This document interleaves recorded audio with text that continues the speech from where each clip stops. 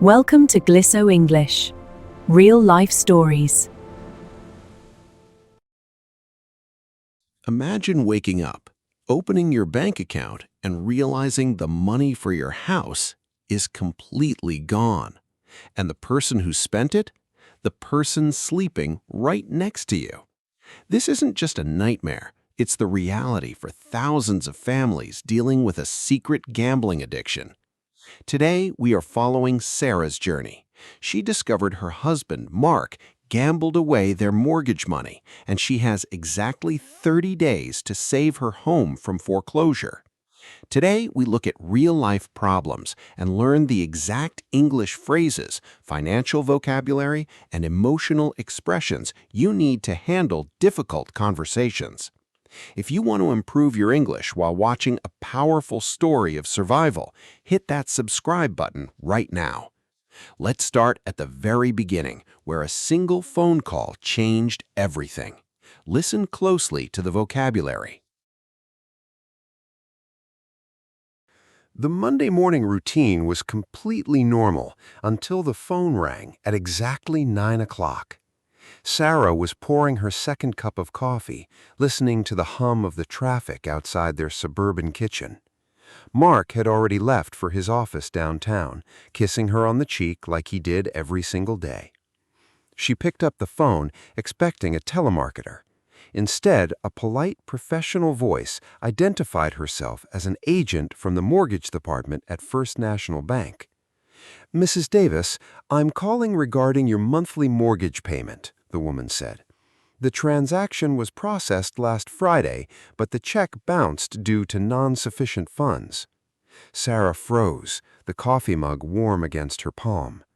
"I'm sorry, there must be a mistake. We have automatic bill pay set up. The money is always in that account." "I understand," the agent replied smoothly, "but as of today, the payment is overdue and a $30 overdraft fee has been applied. We need a manual payment to bring the account current." Sarah hung up, her heart hammering against her ribs. She immediately logged into their online banking app. Her stomach dropped. The balance in their joint checking account wasn't just low, it was sitting at exactly $12.42. She called Mark immediately. He answered on the third ring, sounding perfectly calm. When she explained the call, he let out a short, easy laugh. "Oh, honey, don't worry. It's just a banking glitch. The system does that sometimes. I'll call the bank during my lunch break and get it sorted out. Trust me." Sarah wanted to believe him, but as she stared at the screen, a cold knot of dread began to form in her stomach. 2 weeks passed, but the banking glitch never seemed to get fully resolved. Sarah noticed that the daily mail routine had suddenly changed. Mark always rushed to the mailbox the moment he came home, hiding the envelopes inside his work bag. One rainy Thursday afternoon, Mark forgot his bag on the kitchen counter when he left to buy groceries. Sarah stood before the bag for a long minute, her hands trembling as she unzipped the main compartment. Inside, hidden beneath a car magazine, was a thick stack of unopened mail. She pulled out the first envelope, which bore the bright red stamp, "Past Due." It was a statement for a credit card she didn't even know they owned, showing a balance of $15,000. Her breath caught in her throat as she ripped open the next letter from the mortgage company. It was a final notice stating that they were now 2 months behind on their home payments. At the bottom of the pile, she found a document that made her blood run completely cold. It was an application for a second mortgage on their house, and her own signature was forged perfectly at the bottom. The room seemed to spin around her as the puzzle pieces finally began to fit together.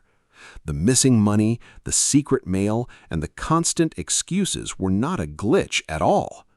She heard Mark's car pull into the driveway outside, the headlights cutting through the evening rain. Sarah quickly stuffed the papers back into the bag, her mind racing with terror and confusion. She realized she was living with a stranger, and their entire life was on the edge of collapse. Sarah woke up in the pitch dark to the sound of absolute silence. She reached across the bed, but Mark's side of the mattress was completely cold. The glowing red numbers on the alarm clock read exactly 3:15 in the morning. She wrapped her robe tightly around her shoulders and stepped out into the quiet hallway. A faint, flickering blue light was bleeding out from underneath the door of the home office. She walked silently across the hardwood floor, her heart thumping against her ribs with every step. Through the small crack in the door, she saw Mark hunched low over his laptop screen. His face looked pale, hollow, and completely exhausted in the artificial glow of the monitor. His fingers were flying across the keyboard, frantically typing numbers into a bright, colorful website. Sarah watched in silence as the screen flashed with sports graphics, odds, and dollar amounts. Suddenly, Mark slammed his fist onto the desk, letting out a low, agonizing groan that shook his whole body. On the screen, bold red letters appeared across a digital roulette wheel: "Bet lost." He rubbed his face with both hands, looking like a man who hadn't slept in weeks. Sarah stood frozen in the dark hallway, the painful truth finally slamming into her. It wasn't a bad investment, a business failure, or a simple mistake. Her husband was a gambling addict, and he was actively destroying their future right in front of her eyes. She quietly stepped back into the shadows, realizing that everything had to change tomorrow morning. The smell of fresh coffee filled the kitchen, but the atmosphere was heavy and completely frozen. Mark walked into the room, rubbing his tired eyes and trying to offer his usual morning smile. Sarah didn't smile back. She simply sat at the table with the stack of hidden bank statements placed neatly in front of her. Mark stopped dead in his tracks, his face turning instantly pale as he recognized the red past due stamps. "What is this, Mark?" Sarah asked, her voice dangerously quiet but completely steady. Mark cleared his throat, quickly trying to construct a defense. "Honey, I can explain. It's just a temporary cash flow issue at work." "Don't lie to me anymore," Sarah interrupted, placing her phone on the table. "I saw you at 3 o'clock this morning on the betting websites." The excuse died on Mark's lips, and the silence in the room became absolutely deafening. He tried to minimize it next, stammering that he just had a run of bad luck and was one big win away from fixing everything. Sarah looked at him with profound sadness. "You forged my signature for a loan, Mark. The mortgage is gone. We are losing our home." Hearing the word forgery and seeing the heartbreak in her eyes seemed to break something inside him. His defensive posture collapsed, his shoulders slumped forward, and he sank heavily into a kitchen chair. He covered his face with his trembling hands and began to cry, the tears leaking through his fingers. "I'm sorry, Sarah. I'm so sorry," he sobbed, his voice cracking with genuine shame. "I couldn't stop. I tried to win it back, but I lost everything." For the first time, the ugly truth was out in the open, but the relief was instantly replaced by terror. The denial was finally broken, but Sarah knew that tears alone would not save their house from the bank. The waiting room of the financial counseling agency was quiet, smelling faintly of old coffee and fresh paper. Sarah sat alone, clutching her notebook, as a tall man named David called her into his office. She laid out the grim collection of bank statements, credit card bills, and the dreaded foreclosure notice. David reviewed the numbers in silence, his pen ticking against the desk as he calculated the damage. "Mrs. Davis, I will be completely honest with you," David said, looking up with a compassionate but serious expression. "Your husband has liquidated your savings and maximized 3 separate credit lines. But the immediate crisis is the house. You are exactly 2 months behind on the mortgage payments. According to this notice, you have exactly 30 days to pay the total overdue balance, plus the penalties. If you do not bring the loan current by the deadline, the bank will officially begin the foreclosure process. Sarah felt a wave of dizziness hit her, the word foreclosure echoing loudly in her mind. "Can we fight it? Can we ask for an extension?" she asked, her voice trembling slightly. "The bank won't grant an extension without a significant good faith payment," David explained gently. "You need to raise $8,000 in 4 weeks, or the property will be seized." Sarah stood up from the desk, thanking the counselor as she walked out into the bright afternoon sun. The panic was still there, but a new, fierce determination was beginning to take its place. She had exactly 1 month to save her home, and she knew she couldn't afford to waste a single second.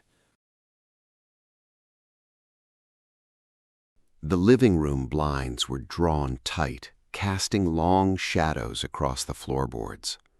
Sarah sat on the couch next to Mark's older brother, Robert, while a professional interventionist named Ellen sat opposite them. Mark walked through the front door, stopping instantly when he saw the serious faces waiting for him. His defensive walls immediately went up, his jaw tightening as he took a step back toward the door. "What is this?" Mark demanded, his voice sharp with anger and embarrassment. "Are you ganging up on me now?" Robert stood up, raising his hands peacefully. "Nobody is attacking you, little brother. We are here because we love you, and you are drowning." Ellen spoke next, her tone calm, authoritative, and completely non-judgmental. "Mark, your family isn't here to punish you for the past. They are here to offer you a bridge to the future. But to cross that bridge, you have to admit that you can no longer control this addiction on your own." Mark looked from his brother to Sarah, whose eyes were filled with tears, but completely resolute. The anger slowly drained out of him, his tense shoulders dropping as the reality of his family's support sank in. He sat down in the armchair, burying his face in his hands as a quiet sob escaped his chest. "I don't want to lose you, Mark," Sarah said softly, moving to sit on the arm of his chair. "But we have 30 days to save this house, and I need a partner, not a secret."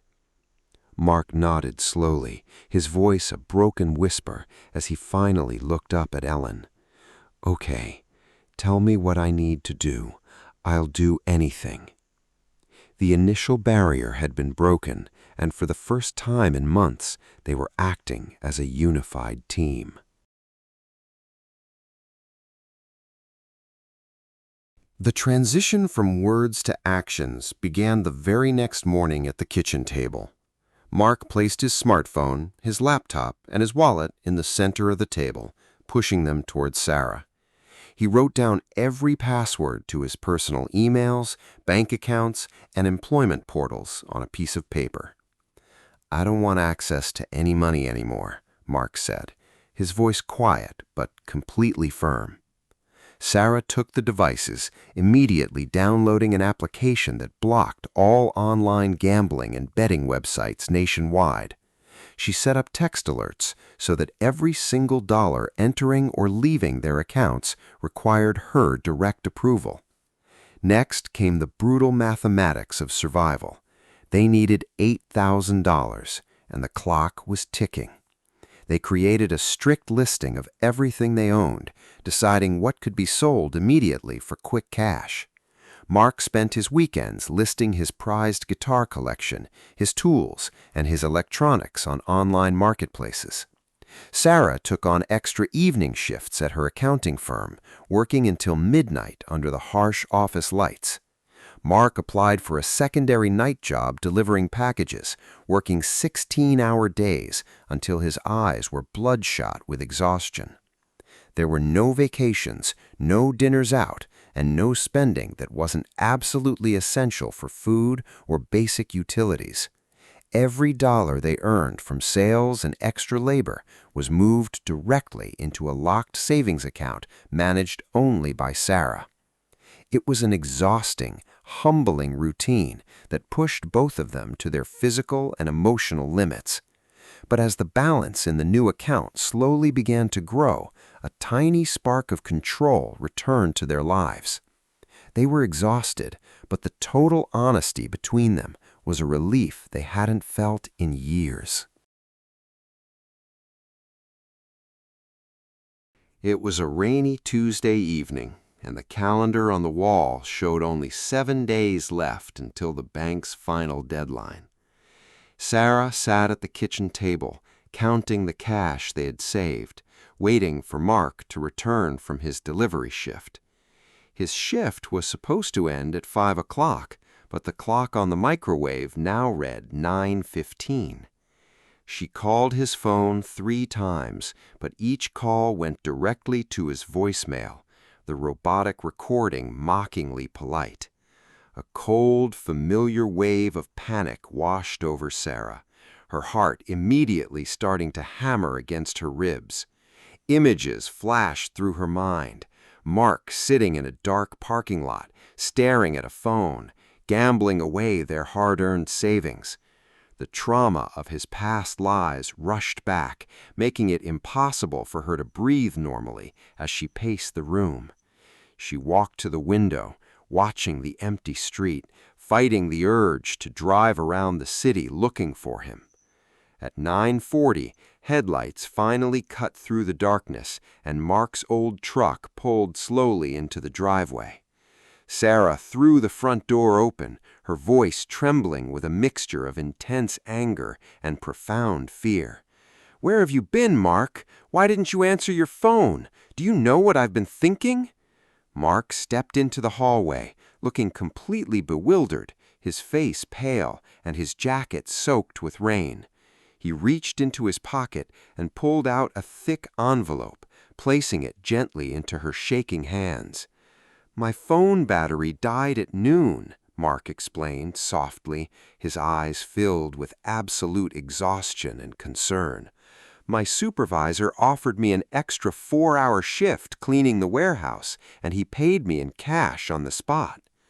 Sarah opened the envelope to see $500, the exact amount they needed to reach their goal. She collapsed against his chest, weeping tears of pure relief as the terrible tension left her body. She realized then how deeply the betrayal had wounded her, and that rebuilding true trust would take much longer than 30 days. The morning sun hit the glass doors of First National Bank, casting a long shadow across the pavement. Sarah stood outside for a moment, tightly clutching her leather purse against her chest. Inside the bag was a certified cashier's check for exactly $8,420. It was the physical result of 30 days of sleepless nights, extra shifts, and absolute sacrifice. Mark stood beside her, his hand resting gently on the small of her back, though he remained outside. They had agreed that Sarah should be the one to hand over the money, keeping the financial control firmly in her hands. She walked inside, the quiet atmosphere of the bank contrasting sharply with the loud pounding of her heart. She approached the counter and requested to speak directly with the supervisor of the mortgage department. A few minutes later, the same woman who had called her a month ago escorted Sarah into a private office. Sarah pulled the check from her purse and placed it squarely on the desk between them. "This is the full amount to bring our account current, including all late fees and legal penalties," Sarah said clearly. The supervisor reviewed the document, her fingers typing rapidly into her computer system for several tense minutes. The printer behind the desk whirred to life, spitting out an official document with a satisfying click. The supervisor signed the bottom, stamped it, and slid the paper across the desk towards Sarah. "The payment has been successfully processed, Mrs. Davis," the woman said with a warm smile. The foreclosure proceedings have been officially canceled and your account is back in good standing." Sarah walked out into the bright sunshine, showing the receipt to Mark, who let out a long, shaky breath. They had saved the house from the brink of disaster, but they both knew the hardest work was still ahead of them. 1 year later, the summer sun painted the kitchen walls in a warm, golden light.